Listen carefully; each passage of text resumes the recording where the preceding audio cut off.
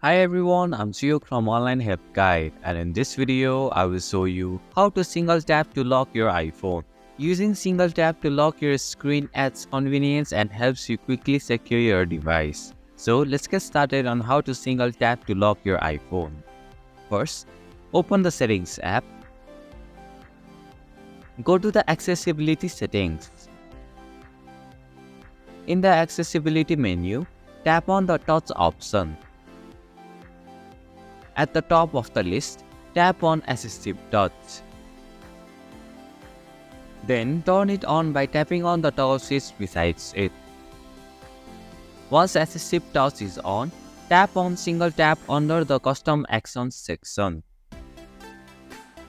From the list of options, select the Lock Screen option.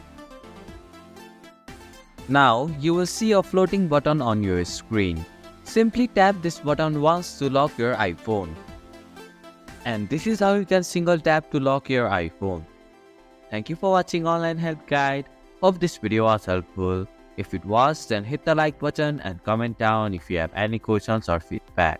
Also, if you are new to our channel, please subscribe and hit the bell icon so that you won't miss our upcoming videos.